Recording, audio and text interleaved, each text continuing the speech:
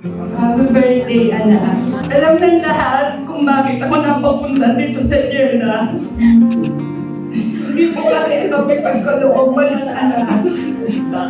Pero mabuti po ang Diyos.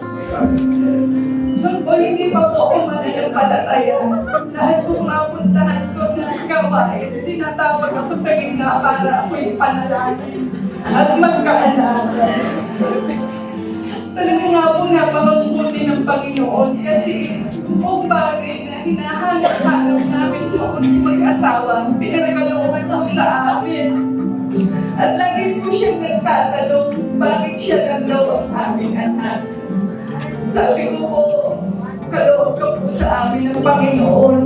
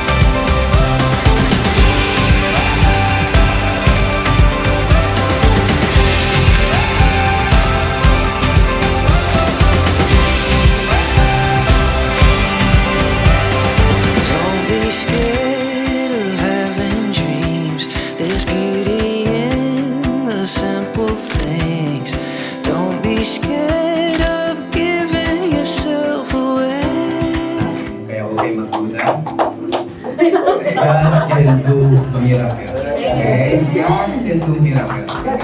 Kaya sabi ko nga sa kanya, binigyan ko ng acronym yung lay niya, yung L. Let your dreams, okay? Let your dreams discipline you.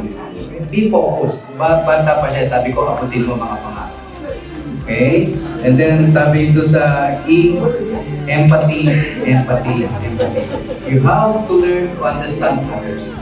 Okay? But not to the point na you are being influenced by the bad ones, but be the good influence to the others. And I saw it. And I am grateful na sa kanyang mga kaklase, even nakaaway niya ng grade 1, nandito ka rin.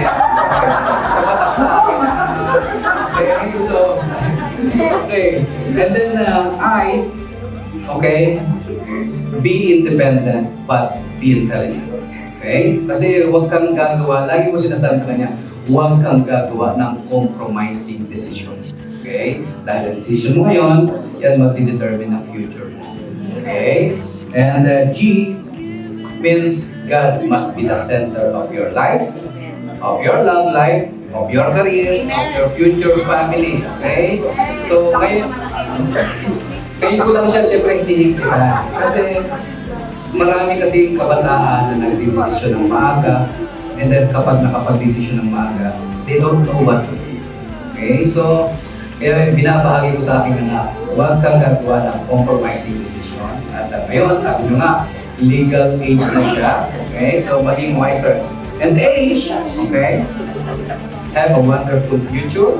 Happy birthday, anak. I love you.